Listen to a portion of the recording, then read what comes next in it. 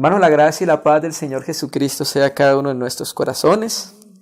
Agradecemos al Señor poder estar juntos, buscando el nombre del Señor, honrando el nombre del Señor. El Señor es digno de que nosotros nos acerquemos a Él en agradecimiento y también para conocer su obra preciosa. Incluso la Biblia dice extraña, una extraña obra que Dios está haciendo en nuestros corazones, ¿cierto? Entonces oramos al Señor para que cada vez más, con sencillez de corazón, con esa fe sencilla que el Señor nos ha dado, poder conocer el proceso de esa obra que está haciendo en nuestros corazones. Y para eso el Señor nos ha dejado la revelación especial que es su palabra, ¿cierto? A la cual nosotros es conveniente, como dice la Escritura, estemos atentos como una antorcha que va alumbrando, ¿cierto? O como cuando el sol va saliendo, va iluminando todo aquello que está en tinieblas, que esa es la particularidad de la palabra, va alumbrando nuestro interior y cada vez más el Señor por medio de esa luz va configurando nuestra mente a la mente de Él, aunque la Escritura dice, Pablo, enfáticamente que tenemos la mente de Cristo, ¿cierto? La iglesia tiene muchas cosas en posición, pero recuerde que debe haber una experiencia de lo que nosotros somos en Cristo. Por ejemplo, la Escritura nos revela claramente que nosotros morimos juntamente con Cristo, ¿cierto? Eso es claro. Entonces la posición de la iglesia es ¿qué? Una posición de muerte en Cristo, ¿cierto? Pero también la Escritura nos revela que resucitamos juntamente con Cristo.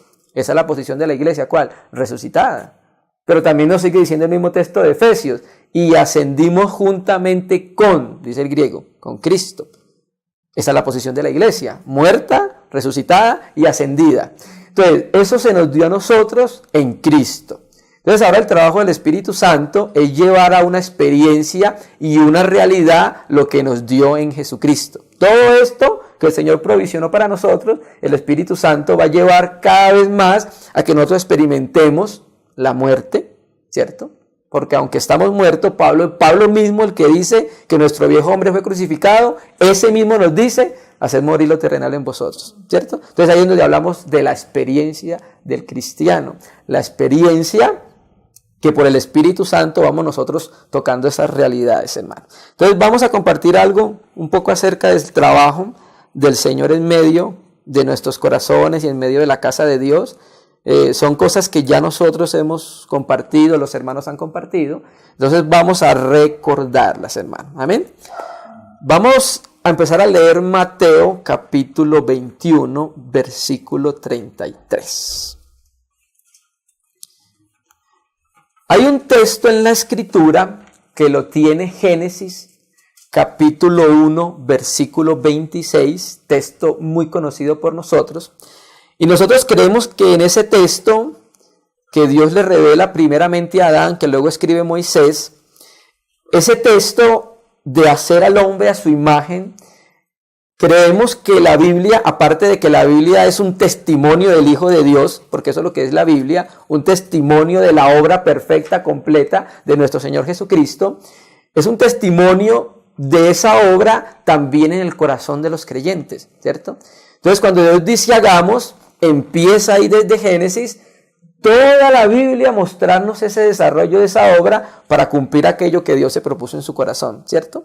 Entonces, cuando Dios descansa es cuando ve al hombre, cuando se parece a Él.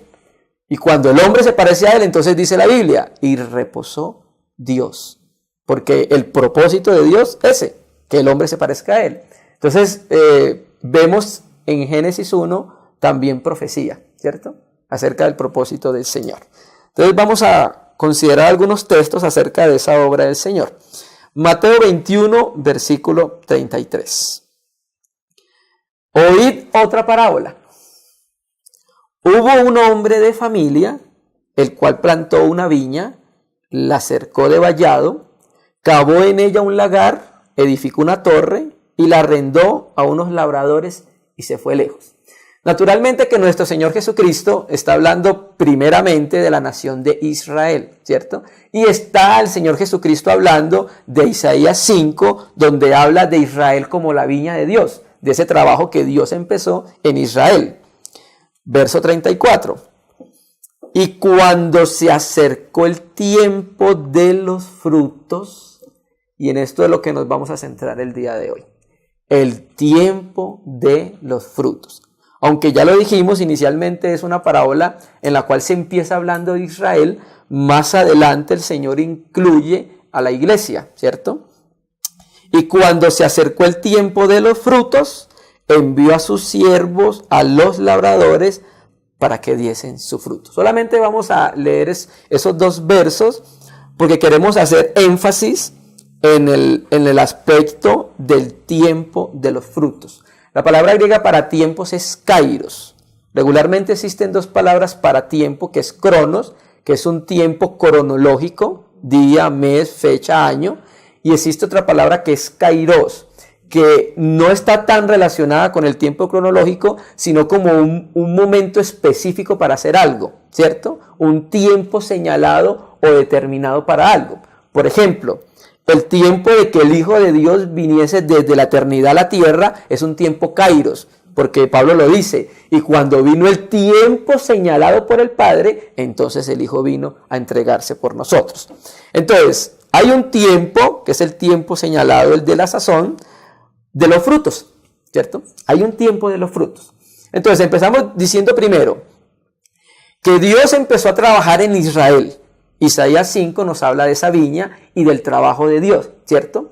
Pero ahora vamos a utilizar esa misma figura para aplicársela a la iglesia. ¿Por qué? Porque Dios también empezó un trabajo en la iglesia, empezó un trabajo en nuestros corazones. Y la Escritura nos revela algo bien particular, que Dios es un labrador, ¿cierto? Y está trabajando en una tierra en la cual Él espera obtener frutos, ¿cierto? Y esos frutos están relacionados con Génesis 1:26. O sea, el fruto que el Padre está buscando es que todos los hijos de Dios se parezcan a su Hijo. Ese es el fruto, ¿cierto? Entonces Él está trabajando para que cada vez más se pueda hallar un aspecto del carácter de la vida de su Hijo manifestado en el testimonio de la iglesia y en nuestros corazones, hermano. Regularmente cuando tú lees la Escritura y ves que Dios está hablando de fruto, está hablando en relación con el aumento de la vida de su Hijo en nuestros corazones y en nuestra vida. Que cuando nosotros estamos dejando que el labrador labre, pues ¿qué va a suceder? La tierra va a dar frutos. Y ese fruto no es nada más que el testimonio manifiesto y conocido del Hijo de Dios, en donde estemos, porque nosotros donde estemos somos el testimonio de Dios. Estamos trabajando, allá somos el testimonio de Dios. Si estamos estudiando, allá somos el testimonio de Dios. Si estamos en nuestra casa, allá somos el testimonio de Dios. Donde estemos, nosotros somos el testimonio de Dios, ¿cierto? Entonces, la otra palabra griega es karpus, que es la palabra griega para frutos. Quiero leer la definición del diccionario de William Vine, un diccionario griego-español, donde nos dice un aspecto de lo que es los frutos. Denota obras o actos, siendo el fruto la expresión visible del poder que obra interna e invisiblemente, siendo el carácter del fruto evidencia del carácter del poder que lo produce, ¿cierto? Entonces, el Espíritu Santo en el interior de nuestro ser está trabajando para que haya una evidencia, ¿cierto? Que la gente conozca la iglesia primeramente y la gente de afuera conozca que el Hijo de Dios resucitó. Que conozca que el Hijo de Dios está en nuestros corazones. Pero ¿cuándo se va a conocer? Cuando hay una evidencia en cada uno de nuestros corazones. Ahora, recuerda que el propósito de Dios es hacer al hombre a su imagen, ¿cierto? El Señor va a forjar un aspecto del carácter de su Hijo en el corazón de mi hermano, en el corazón de mi hermana, en el corazón de mi hermana, en el corazón de mi hermano, y así sucesivamente. Entonces, cuando nosotros nos reunimos juntos, ¿sabe qué sucede? Damos a conocer la imagen de Dios. ¿Sí me entiendes? Juntos vamos expresando el carácter de nuestro Señor Jesucristo y viendo esa obra preciosa en cada uno de nuestros corazones, hermano. Amén. Entonces vamos a empezar a leer Génesis 1, versículo 11. Vamos a ver algo de figura, de tipología. Génesis capítulo 1, versículo 11.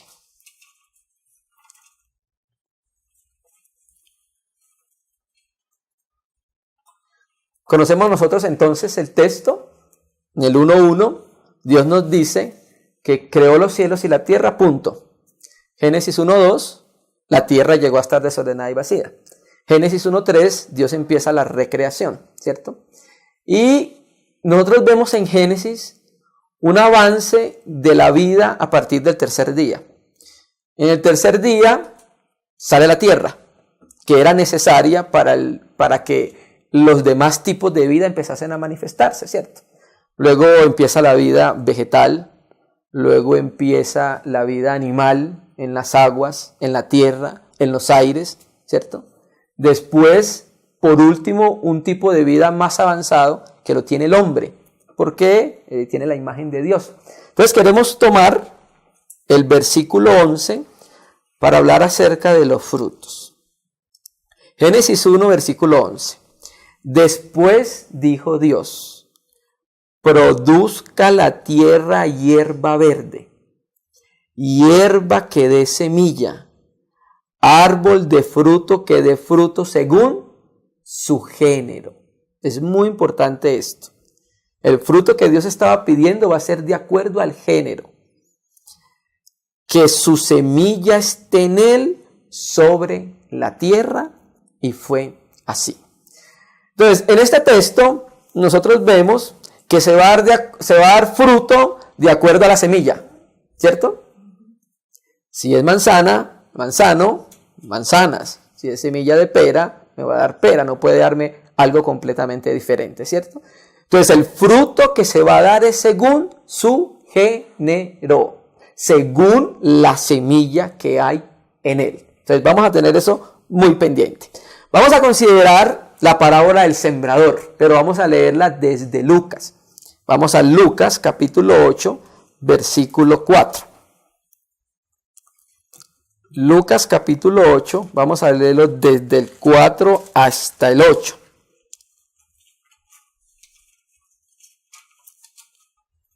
Y solamente nos vamos a centrar en el último tipo de tierra.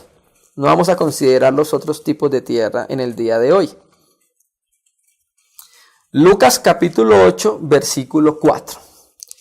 Juntándose una gran multitud, y los de cada ciudad venían a él, a Jesús, les dijo por parábolas: el sembrador salió a sembrar su semilla. Y mientras sembraba, una parte cayó junto al camino y fue hollada, y las aves del cielo la comieron. Otra parte cayó sobre la piedra y nacida se secó porque no tenía humedad. Otra parte cayó entre espinos, y los espinos que nacieron juntamente con ella la ahogaron. Y otra parte cayó en buena tierra y nació y llevó fruto al 100 por 1. Mateo y Marcos dice al 30, 60 por 1, 70 por 1. Hablando estas cosas, decía a gran voz: el que tiene oídos para oír, oiga. Entonces, vamos a relacionar esta parábola con Génesis 1:11. ¿Listo? ¿Qué es la semilla? Según Lucas, cuando el Señor la explica, su palabra, ¿cierto? Entonces, ¿qué hizo el sembrador? Sembró su palabra. Y cada tierra de estas, que no las vamos a considerar, sino solamente el último aspecto, cada tierra está representando el corazón del hombre. ¿Listo? Entonces el Señor ha sembrado su palabra, la semilla, en la tierra, para que esa semilla, que es su palabra, produzca fruto según su género, de acuerdo a la semilla que está en él, ¿cierto? Entonces, el Señor ha sembrado su palabra en nuestros corazones. Y el Señor Jesús mismo dice en Génesis 6:63, las palabras que yo hablo son espíritu y vida, ¿cierto? Entonces el Señor ha sembrado vida en nuestros corazones por el Espíritu Santo que nos ha sido dado. Entonces el fruto que Dios está esperando es un fruto espiritual. No es un fruto producido por la carne. No es un fruto en el cual se ve la expresión de Adán. Es un fruto netamente espiritual, porque ese es el género de la semilla. Mis palabras son espíritu y mis palabras son vida. Entonces lo que Dios está esperando que se produzca en el corazón de la iglesia es un fruto espiritual. Y el fruto espiritual se reconoce en la vida manifestada de nuestro Señor Jesucristo en cada uno de nosotros. Amén, hermanos. Entonces estamos relacionando esa parábola con la semilla de Génesis 1:11. Ahora, leamos el versículo 15, que es la que nos va a aclarar que efectivamente la tierra hace referencia a los corazones. Versículo 15. Mas la que cayó en buena tierra, estos son los que corazón bueno y recto retienen la palabra oída y dan fruto con perseverancia. Mire cómo es el fruto. El fruto es con hipomoné, con paciencia probada. Ahí la palabra perseverancia es hipomené o hipomoné, que significa colocar bajo presión, ¿cierto? Entonces, ahí vemos nosotros que la semilla es la palabra de Dios, lo sigue explicando, nos vamos a leer todo, pero nos explica que la semilla es la palabra de Dios y nos muestra que cada tierra hace referencia a los corazones, ¿cierto? Dios sembró su palabra en nuestros corazones, Dios sembró su palabra en cada uno de los creyentes sobre la faz de la tierra, pero ese sembrar, ese trabajo del labrador tiene un propósito, recoger frutos, eso lo dice Santiago 2. El labrador pacientemente trabaja para esperar un fruto, ¿cierto? Entonces, mire que de Génesis a Dios se muestra como un labrador y plantó un huerto, ¿cierto? Y había todo tipo de árbol delicioso en ese huerto, ¿cierto? Entonces, mire cómo la Escritura nos va mostrando la obra del Señor, cómo la obra del Señor debe avanzar para que la luz que es Dios, nuestro Señor Jesucristo, en nuestros corazones se pueda dar a conocer. Porque, hermano, mire lo que dice la Biblia. Una ciudad no se puede colocar en un cajón, sino que se tiene que colocar en lo más alto para que alumbre. Y esa ciudad es la iglesia, hermano. Nosotros no podemos esconder la luz que es Dios en nuestra vida. Mas la que cayó en buena tierra, estos son los que corazón bueno y recto retienen la palabra oída y dan fruto con perseverancia. Mire cómo es el fruto, ¿cierto? Es un fruto en el cual hubo paciencia, hubo pruebas, ¿cierto? Hubo diferentes situaciones, más sin embargo, a pesar de las situaciones, se pudo dar a conocer a nuestro Señor Jesucristo. Porque es que mire que cuando se mira la explicación de Lucas, de las parábolas del sembrador, dice que en algunos, cuando vino la prueba, se apartaron. ¿Cierto que sí? Entonces, mire lo necesario, que es que nosotros estemos perseverando en medio de cualquier situación. Hermano, es muy fácil decirlo desde allá. Es fácil decirlo, pero hay que decirlo, hermano. ¿Cierto? Nosotros necesitamos tener una realidad de que el fruto es con perseverancia, ¿cierto? Sí. Leamos otro aspecto. Vamos a ir a Juan. Ya teniendo esto entonces como presente, vamos a ir a Juan capítulo 15, versículo 1.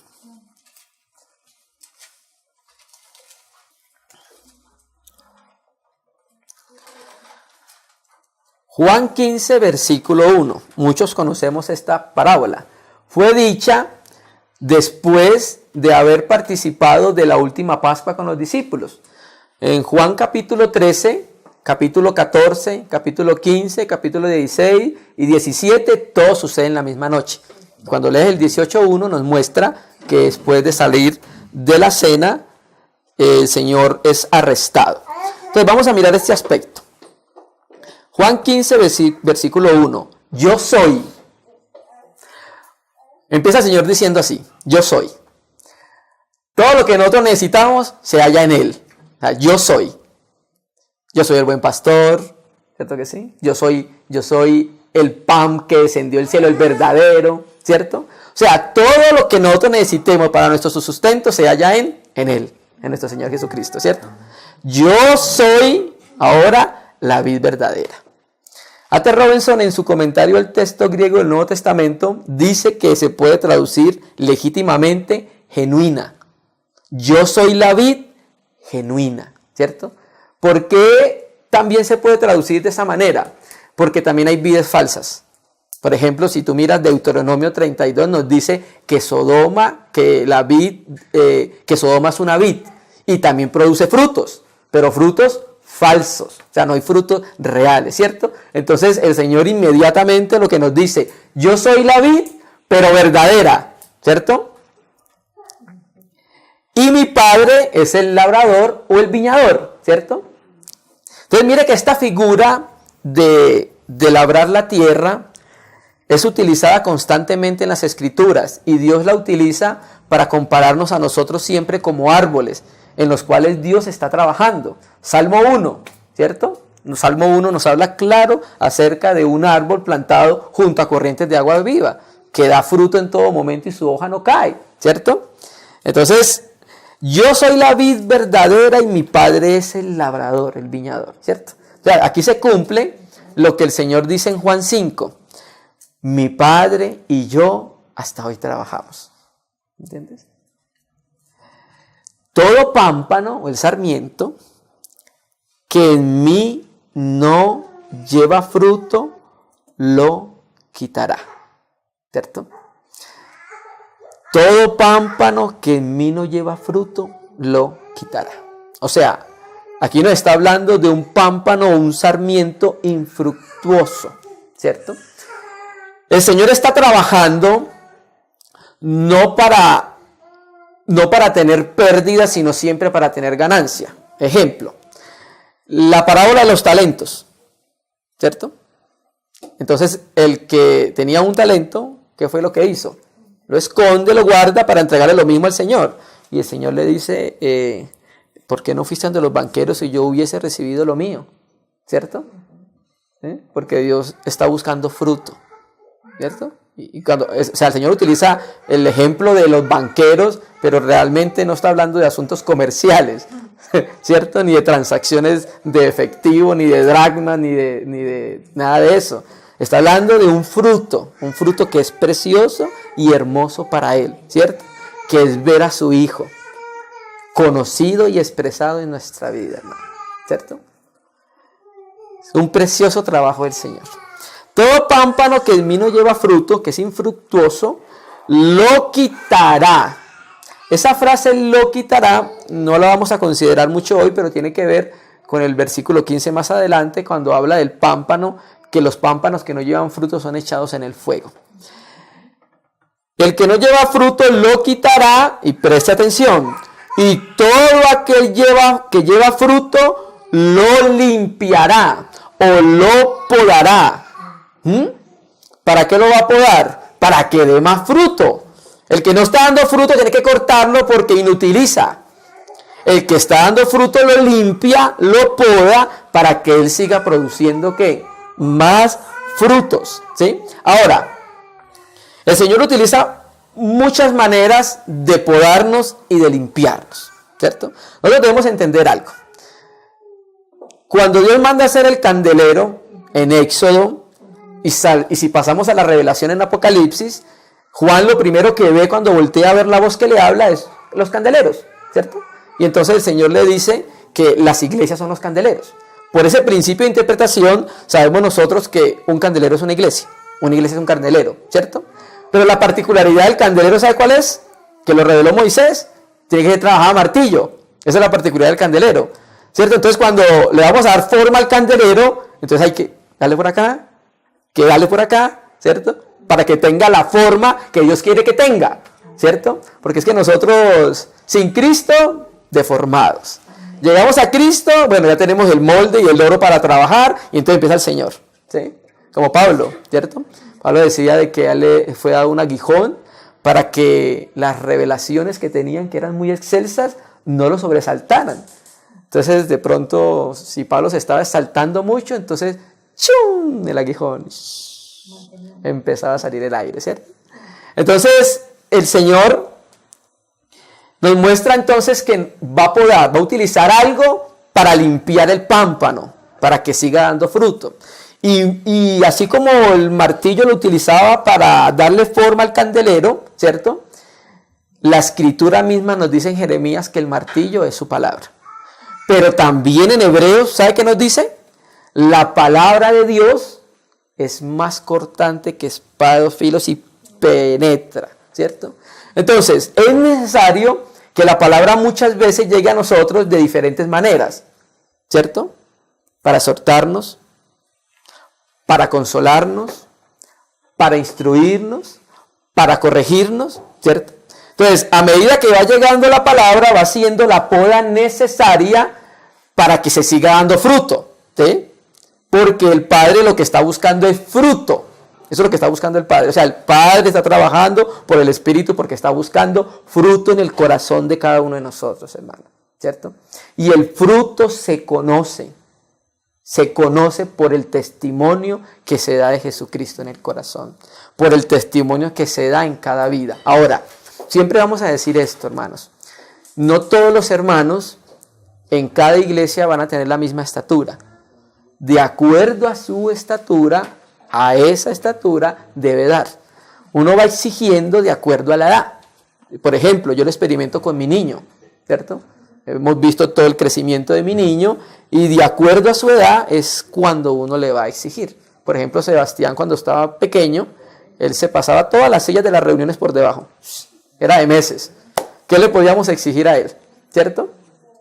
Pero fue creciendo y ya hoy tiene ya 8 años, entonces ahora sí se le puede exigir otra cosa diferente, ¿cierto? Entonces, de acuerdo a la edad, entonces es la responsabilidad que el Señor coloca. Pero, independientemente de la edad, siempre el Señor busca ese fruto de Cristo en cada uno de nosotros, ¿cierto? El hecho porque tengamos un año, un día en el Señor no quiere decir que no hay una responsabilidad en nuestra vida para no expresar al Señor, ¿cierto? ¿Por qué? Porque a todos se nos dio lo mismo, el Espíritu de Dios, ¿cierto? Entonces, al darnos el Espíritu de Dios, la iglesia es responsable ante el Señor de dar ese fruto, ¿cierto? El fruto Dios no se lo pide al mundo, porque el mundo no tiene el Espíritu Santo, no tiene cómo dar un fruto acerca de Dios, un conocimiento acerca de la vida del Señor, sino a quién, a la iglesia, porque la iglesia es depositaria del Espíritu de Dios y de la vida de Dios. Entonces es desde esa vida que el Señor empieza a trabajar.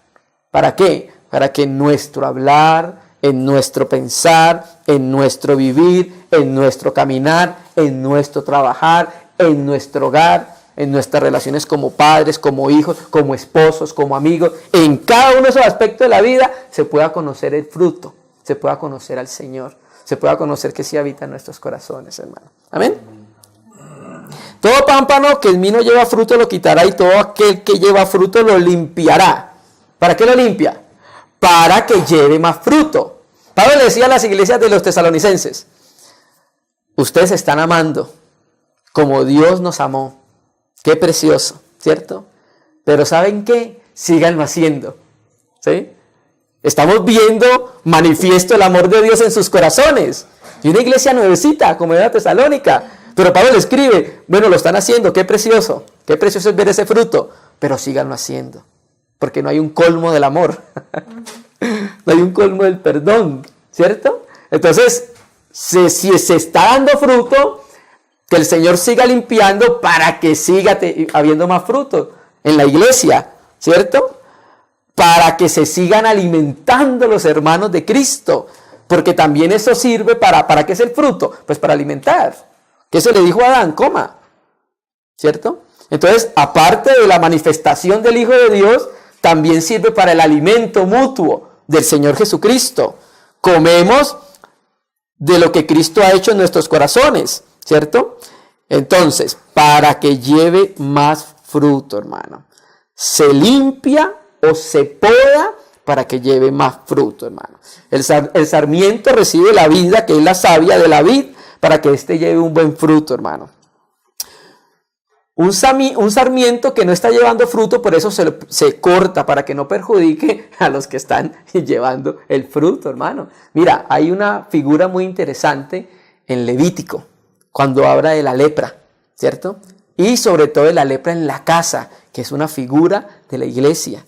Entonces, cuando había lepra en un ladrillo, tenía que quitarse esa piedra para que no contaminara el resto de la casa, hermano. ¿Sí? Hay que estar atentos. Hay que estar atentos.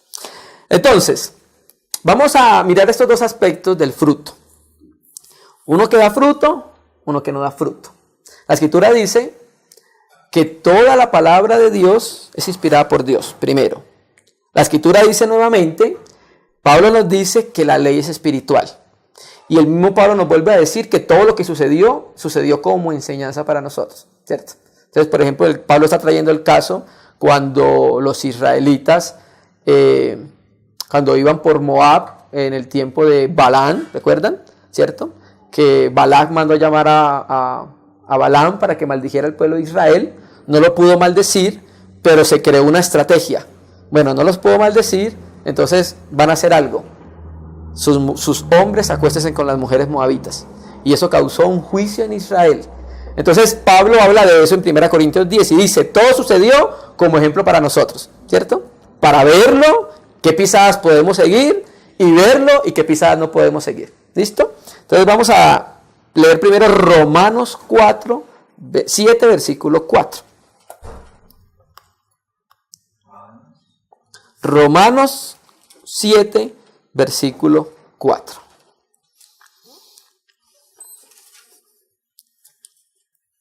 Amén, hermanos. Así también vosotros, hermanos míos, habéis muerto a la ley mediante el cuerpo de Cristo para que seáis de otro. Aquí está comparando, está utilizando la analogía del matrimonio. ¿Listo? Así también vosotros, hermanos míos, habéis muerto a la ley mediante el cuerpo de Cristo, para que seáis de otro. ¿De quién? Del que resucitó de los muertos, ¿a fin de qué?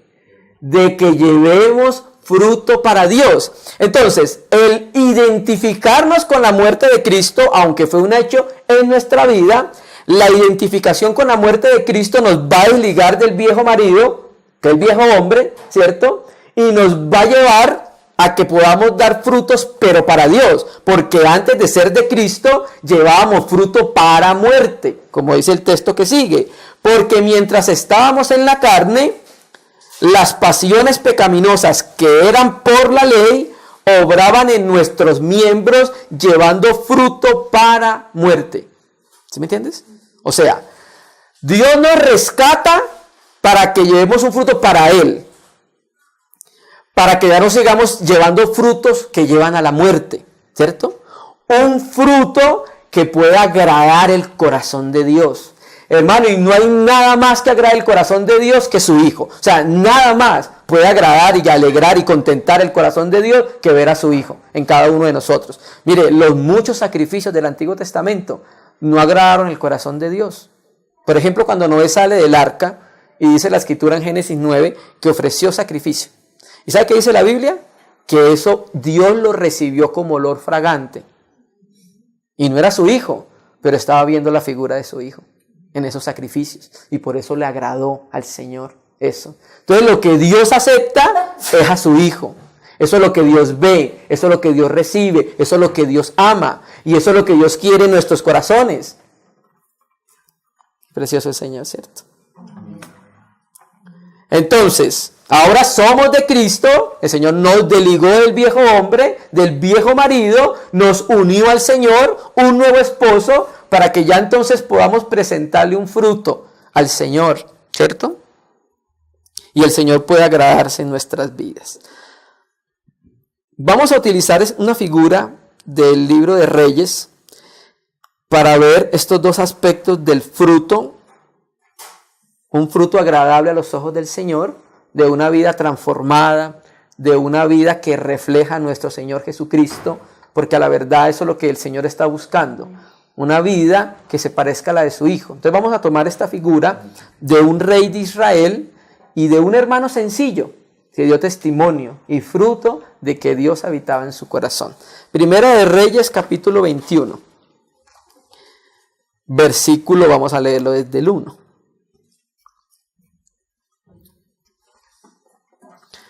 Primera de Reyes 21, versículo 1.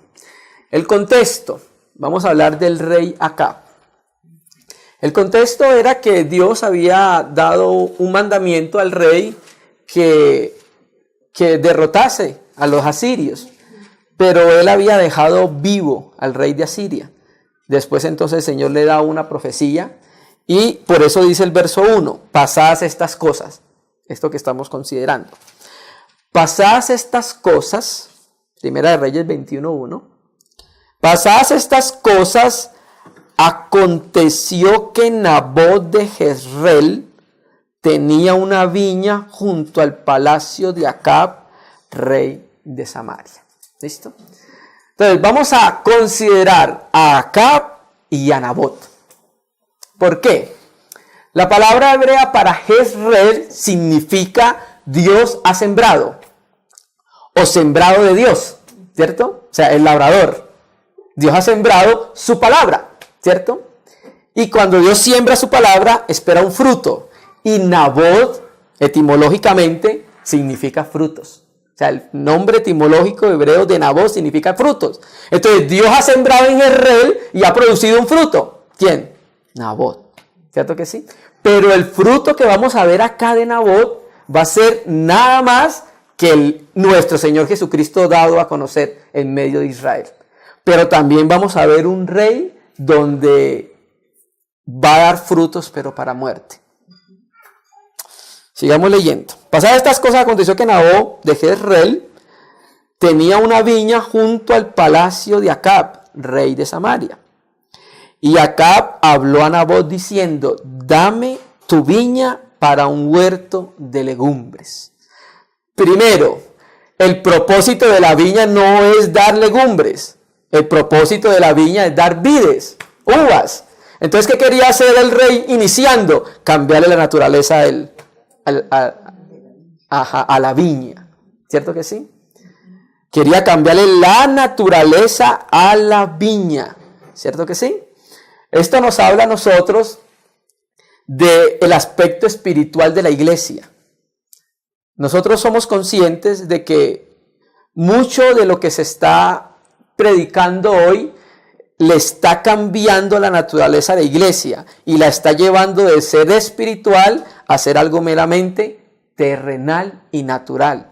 Y nosotros debemos estar atentos, incluso en nuestros corazones, para no tratar de cambiar la naturaleza de la iglesia que es espiritual y volverla a algo meramente natural, algo meramente sistemático, hermano. ¿Sí?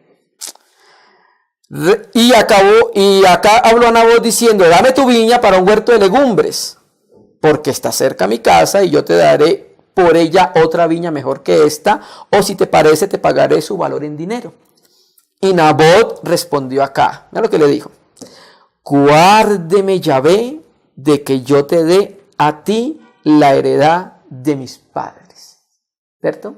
Entonces, por la ley, no se podía vender la viña o la heredad para que pasase a otra tierra, a otra tribu, ¿cierto? Entonces Dios era muy estricto en relación con las heredades. Entonces cuando él le dice, guárdeme el Señor, porque conocía el mandamiento de la palabra del Señor, y lo que le está respondiendo al rey es lo que dice la palabra, ¿cierto? Y vino acá a su casa triste y enojado, ¿por qué? Por la palabra que Nabot de Jezreel le había respondido, no te daré la heredad de mis padres, y se acostó en su cama y volvió su rostro y no comió. ¿Qué es esto, hermanos? No estar de acuerdo con el testimonio de la palabra. Eso es esto. Porque Nabot le habló de acuerdo al testimonio de la palabra, y acá no estuvo de acuerdo al testimonio de la palabra que dio Nabot. ¿Cierto que sí? Entonces, la enseñanza para nosotros es, hay muchas cosas de la palabra con las cuales de pronto van en contra de lo que yo pienso, naturalmente. Pero nosotros somos llamados a creer el testimonio de la palabra. ¿Cierto que sí? Así vea una afectación en mi vida, así se meta conmigo, por decirlo así, la palabra, debemos decirle amén a la palabra. ¿Cierto que sí? 5. Vino a él su mujer, nada más y nada menos que Jezabel.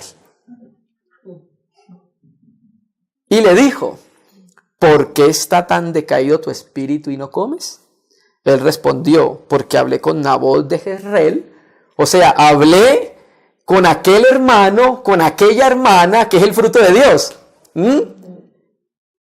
Y él respondió, porque hablé con Nabot de Jerez y le dije que me diera su viña por dinero, o que si más quería le daría otra viña por ella. Y él respondió, no te daré mi viña. Y su mujer, Jezabel en los muchos aspectos significa no manejable. Le dijo, ¿eres tú ahora el rey sobre Israel? Levántate, come y alégrate, yo te daré la viña de Nabot de Jezreel. Mis hermanos, Roboam, el hijo de Salomón, cuando fue rey, que hubo la división de las dos tribus, de 10 tribus por un lado y 2 tribus por el otro, norte y sur, el pueblo le dijo a Roboam, te vamos a servir, pero tienes que agravar el yugo que tu padre puso sobre nosotros. Entonces Roboam fue y consultó a los ancianos, a los que tenían experiencia, a los que habían caminado con su padre, ¿cierto? Y entonces le dijeron los ancianos, sí, es algo sensato lo que pide el pueblo, dáselo. Pero entonces ese fue para donde los jovencitos, sus compañeritos, con los que creció, con los que jugaba, y les dijo, ¿qué les diremos al pueblo? Entonces le dijo, no, agraven el yugo, ¿cierto que sí? Entonces aquí nosotros vemos que en nuestro caminar como cristiano debemos asociarnos con los humildes y con los espirituales, hermano. Porque la asociación de Acab fue lo peor que pudo haber hecho. Un yugo completamente desigual. Porque Jezabel era adoradora del diablo, hermano. Eso es lo que tenemos que decir literalmente, lo que era Jezabel. Tanto que es utilizada en el Nuevo Testamento como una referencia de una falsa profeta, ¿cierto? Y un falso aspecto de la religión, ¿cierto que sí? Entonces, creemos que fue un atentado en contra de la palabra de Dios lo que hizo Acab. Versículo 8. Entonces ella escribió cartas al nombre de Acab y las selló con su anillo. O sea, el rey estaba consciente de lo que ella iba a hacer. Y las envió a los ancianos, a los principales que moraban en la ciudad con Nabot. Entonces aquí vamos a ver también el aspecto del rey y del aspecto de los ancianos, los gobernantes, los líderes, los pastores, los obreros, ¿cierto? En vez de colaborar como Pablo, que dice que él y Apolos y Pedro son colaboradores en la casa de Dios, lo que estaban haciendo era hollando, pisando el testimonio de Dios en la iglesia.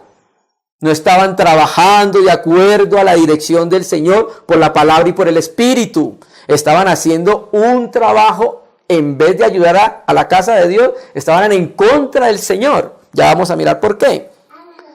Y los principales que moraban en la ciudad con Nabot, y las cartas que escribió decían así, dale cuidado: proclamad ayuno y poned a Nabot delante del pueblo. Y poned a 2 hombres perversos delante de él, que atestiguen contra él y digan: tú has blasfemado a Dios y al rey. Entonces los de la ciudad, los ancianos y los principales que moraban en su ciudad, hicieron como Jezabel les mandó, conforme a lo escrito en las cartas que ella les había enviado. Entonces, ellos querían dar apariencia de ser espiritual. Ustedes saben, cuando llegó Jonás a Nínive, arrepiéntanse porque aquí a 40 días Dios va a destruir a Nínive. ¿Sabe qué hizo el rey? Proclame ayuno por todo lado, para que el Señor tenga misericordia y no nos destruya. Entonces, cuando se mandaba a proclamar ayuno era porque había algo solemne, porque había que buscar el rostro de Dios y humillarse delante de Dios para que Dios escuchara y ayudara. Entonces aquellos dieron la apariencia de que eran muy espirituales, mandando ayunar. No era la obra del Espíritu Santo. Estaban tratando de falsificar la obra. No era el fruto del Señor en los corazones. Y promulgaron ayuno y pusieron a Nabot delante del pueblo. Y vinieron entonces 2 hombres perversos. Vamos a leer Mateo 26, versículo 59. Marque ahí Primera de Reyes, que vamos a volver a ella.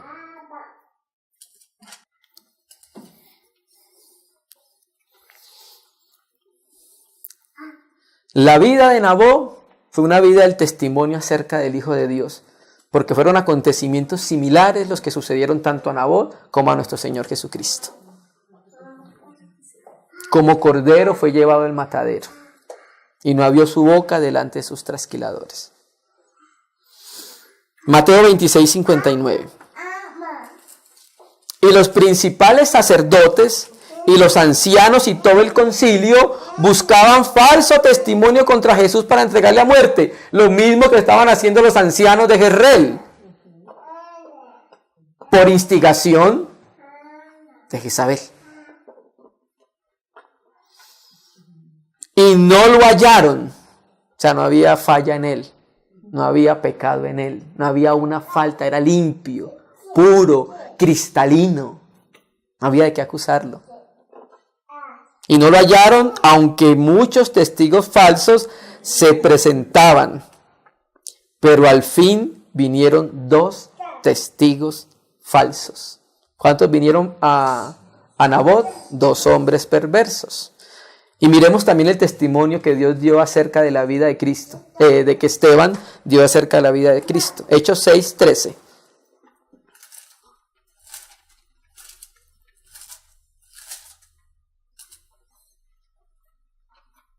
Hechos 6, versículo 13. Como no podían con la sabiduría que manifestaba Esteban, que no era nada más que nuestro Cristo conocido en su corazón, en su vida, en su hablar, en su vivir. Hechos 6:13, y pusieron testigos falsos que decían, el mismo parámetro, ¿cierto? El mismo proceder. Pusieron testigos falsos que decían, este hombre no cesa de hablar palabras blasfemas contra el lugar santo y contra la ley. Y nosotros vemos a Esteban. Esteban se vio el carácter de Cristo, se vio el fruto de Cristo en él. Cuando lo estaban matando, cuando lo estaban apedreando, ¿sabe qué decía? Lo mismo que el Señor Jesús. No le tengas en cuenta estos pecados, Señor. Volvamos a Reyes, donde nos quedamos, versículo 13. Primera de Reyes 21:13.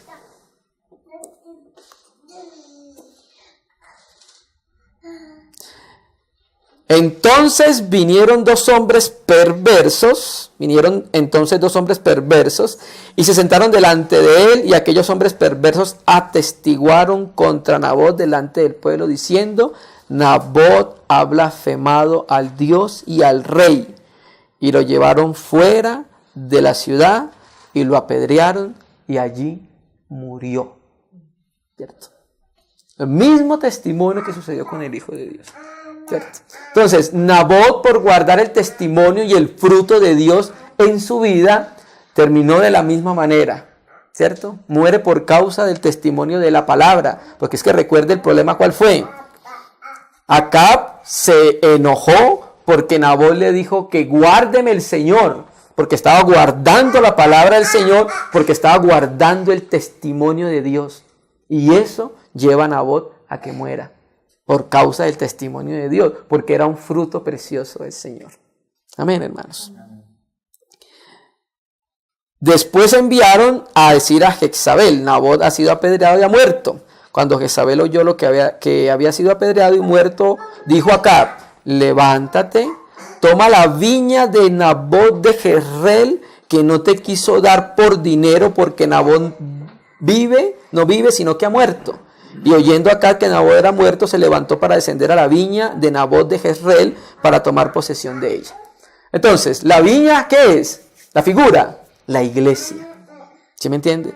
Hay que estar atentos de aquellos reyes, ¿cierto? Porque la Escritura dice que fuimos constituidos reyes y sacerdotes por su sangre. Entonces hay que estar atentos de aquellos reyes en los cuales quieren apropiarse de la iglesia, ¿cierto? Quieren apropiarse de la viña del Señor de una manera ilegítima. Quieren pisotear la viña del Señor. Por eso hay que estar atento al fruto. No por tus dones los conoceré, sino por sus frutos los conoceré. Entonces hay que estar viendo el fruto del testimonio en el corazón de Cristo en cada persona. ¿Cierto que sí? Entonces aquí estamos viendo el asunto del rey de Israel, ¿cierto? Entonces cómo él se apoderó de la viña, matando a Nabot por instigación de su esposa Jezabel, hermanos. Y oyendo Acab que Nabot era muerto, se levantó para descender a la viña de el que da frutos, donde Dios ha sembrado, para tomar posesión de ella. Amén. Entonces vamos a mirar el texto correspondiente en Jeremías, capítulo 12, versículo 10.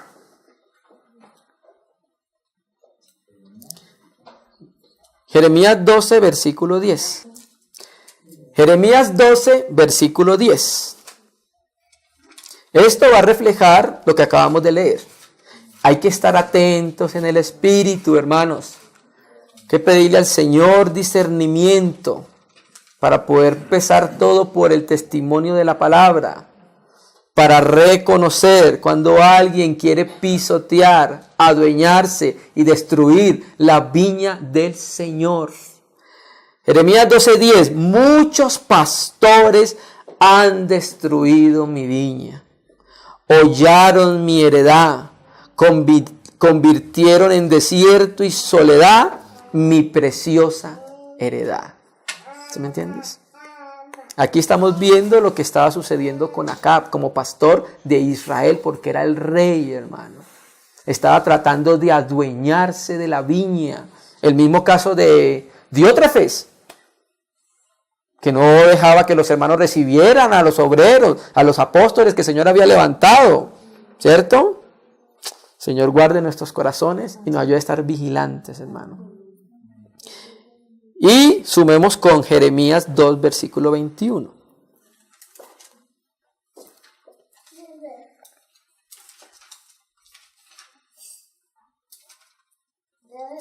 Jeremías 2, versículo 21.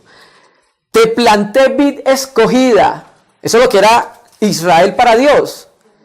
Y lo mismo nosotros somos legítimamente plantados juntamente con el Señor, que es la vid verdadera, ¿cierto? Te planté de vid escogida, simiente verdadera toda ella. La palabra hebrea para simiente es sera. Y esa palabra la primera vez que sucede, la sucede en Génesis y también en Génesis 3:15, cuando está hablando de la simiente de la mujer y la simiente de la serpiente, ¿cierto? Entonces la simiente escogida es la simiente de la mujer, ¿cierto? O sea, hay un trabajo legítimo del Señor. Y por ese trabajo legítimo del Señor, el Señor está esperando frutos legítimos. Por el fruto conoceremos el árbol. ¿Cierto que sí? Te planté vida escogida, simiente verdadera toda ella. ¿Cómo pues te me has vuelto sarmiento de vid extraña? O sea, Dios hizo un trabajo legítimo. Dios hizo un trabajo legítimo con Israel.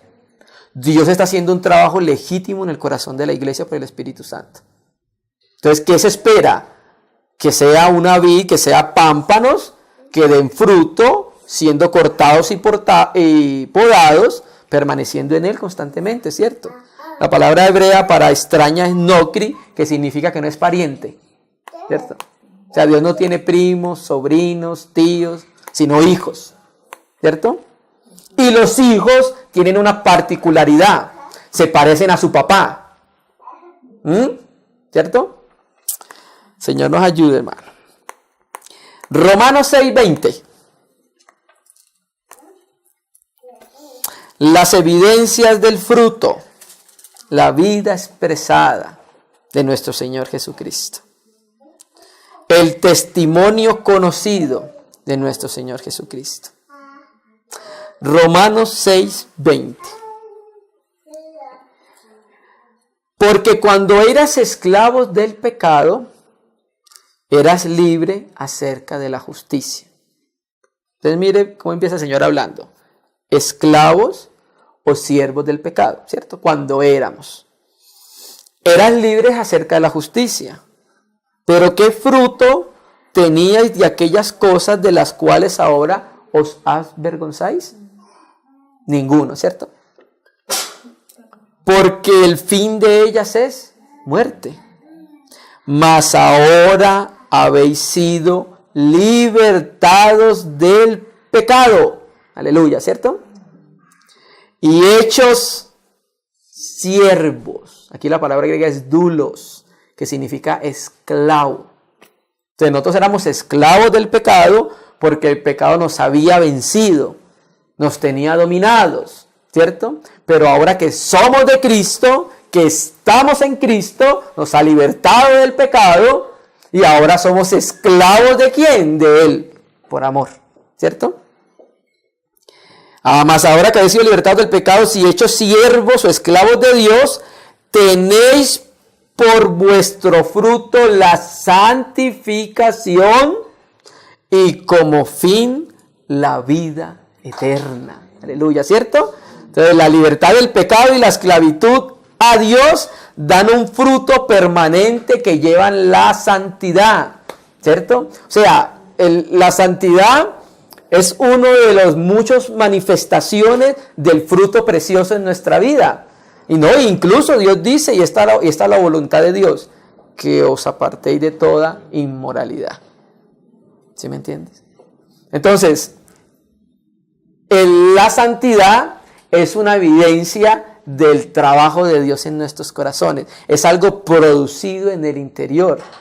Porque tú sabes cuando hay, voy a utilizar ese término, santidades producidas por el hombre, ¿cierto? Hay cierta santidad, hay cierta manera de hacer las cosas sistemáticamente, entonces si lo hago así, sí, ¿cierto? Pero eso no es real, hermano. Cuando venga el momento de probar, se va a hallar que no era real, que era falso. Entonces la santidad es algo producido realmente en el interior del corazón y es uno de los frutos que Dios está buscando. Una santidad. Santidad es que debemos apartarnos de todo para Él. Consagrarnos para Él, ¿cierto? Y miremos otro aspecto del fruto. Números 17, versículo 8.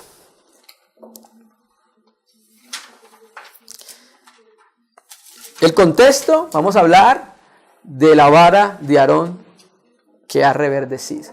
¿Listo? Aunque primeramente la vara de Aarón que ha reverdecido está hablando de la resurrección del Hijo de Dios, también queremos aplicárselo a la iglesia, eclesiología. Números 17, versículo 8. Y aconteció que el día siguiente vino Moisés al tabernáculo del testimonio, y aquí la vara de Aarón de la casa de Leví había reverdecido, 1, echado flores, 2, y arrojado renuevo, 3, y producido almendras. ¿Qué es esto? Fruto. Una vara que dio fruto, ¿cierto? O sea, eso nos está hablando indudablemente de nuestro Señor Jesucristo que pasó por muerte, ¿cierto? Pero incluso sale de la muerte y da mucho fruto. ¿Cuál es el fruto? Nosotros. Somos el fruto de la aflicción de su alma. ¿Se me entiendes? Pero entonces también podemos decir que nosotros también estamos en Cristo y el fruto de Cristo que fue la resurrección debe ser un fruto propio de la iglesia. ¿Sí me entiendes? Porque se dio en Cristo y recuerde lo que dice la Escritura. El Espíritu Santo iba a tomar todo lo del Hijo y nos lo iba a comunicar. Y también nos comunicó la resurrección. También nos la comunicó. La resurrección, ¿qué es? La vida que pasa por la muerte y la vence, hermano. ¿Cierto que sí? Entonces ese fruto también debe ser evidente en la iglesia. La que vive en resurrección, que camina en el poder de la resurrección. Y entonces cuando se camina en el poder de la resurrección, se conoce que ahí va Cristo. Ese es de Dios. Amén. Oseas 14, versículo 8.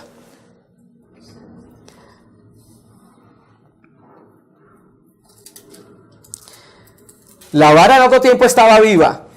Recuerde. En otro tiempo la vara estaba viva. Cuando se lleva al tabernáculo, es una vara desgajada que estaba muerta, ¿cierto? Pasó por la muerte. Y también representaba la vida nuestra en Adán. Todos estamos muertos en Adán, hermano, ¿cierto? No hay manera de que diésemos fruto en Adán. Porque el viejo hombre solo tiene un propósito ahorita. O sea, el viejo hombre solo sirve para una cosa. morir. O sea, Dios no puede hacer nada más con el viejo hombre que crucificarlo. O sea, no podía hacer nada más. Eso de que mi alma remendará, eso no sirve. Eso, el viejo hombre, lo único que se podía, o sea, Dios pudo hacer lo único que se podía hacer con él, crucificarlo, llevarlo a la muerte. Esa no sirve para nada más, ¿cierto? Entonces nada, no podíamos dar ningún fruto para vida, sino para muerte, ¿cierto que sí? Entonces nos colocan en Cristo, reverdecemos, almendros, fruto, según su género, según su semilla que esté en él, ¿no? Oseas 14:8, voy a leerlo en la Biblia textual. Y Efraín dirá, ¿qué tengo yo que ver aún con los ídolos? Yo lo iré y velaré por él. Dirás, soy como cipres, siempre verde, porque de mí procederá tu fruto. Traímos esta versión porque me parece que es lo más acertado en la última parte. Porque de mí procederá su fruto. Otro aspecto. Cualquier don, cualquier manifestación de algo bueno, precioso y valioso en nuestra vida, no es de ninguno de nosotros. Tu fruto vendrá de mí, no de ninguno de nosotros. Alegró el corazón del Padre ver la iglesia dando frutos según su naturaleza. Génesis 1:12. Produjo pues la tierra hierba verde que da semilla según su naturaleza. Recuerde, estamos pegados a la vid. Y de acuerdo a la vid es que vamos a dar el fruto. Recuerde que somos participantes de la naturaleza divina. Y es el fruto que se va a dar, un fruto espiritual. ¿Cierto? Produjo pues la tierra hierba verde, hierba que da semilla según su naturaleza. Muy importante eso. Según su naturaleza divina. Y árbol que da fruto, cuya semilla está en él, según su género. Y vio Dios que era bueno. Claro que va a ser bueno, porque eso es lo que alegra el corazón de Dios. Ver el fruto, ver a su Hijo conocido, magnificado, expresado en nuestras vidas, hermano. Amén. Y terminemos con Apocalipsis 2, versículo 12. Apocalipsis 2, versículo 12.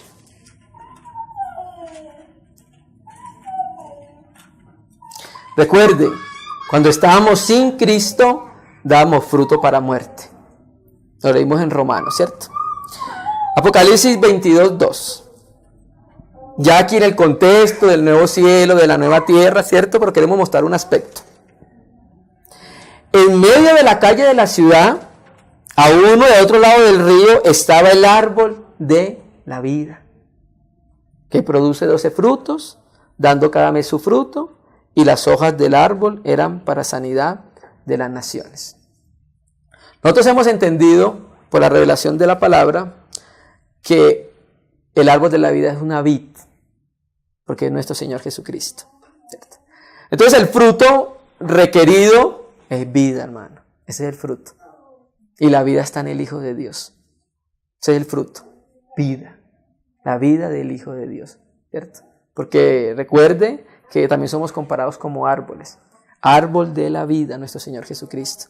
Ese es el fruto del árbol. Vida, ¿cierto? Vida y vida en abundancia. Vida después de la coma, ¿cierto? Yo he venido para que tengan vida, coma, en abundancia, ¿cierto? Entonces el fruto precioso es la vida, hermano. La vida de nuestro Señor Jesucristo. Nosotros tenemos el Espíritu Santo, cada uno de los creyentes sobre la faz de la tierra, y es responsable de dar testimonio de esa vida que vive en ellos, ¿cierto? Entonces, hermano, que el Padre pueda hallar ese precioso fruto en cada uno de nuestros corazones, hermano. Amén. Vamos a orar al Señor, hermano. Vamos a agradecerle.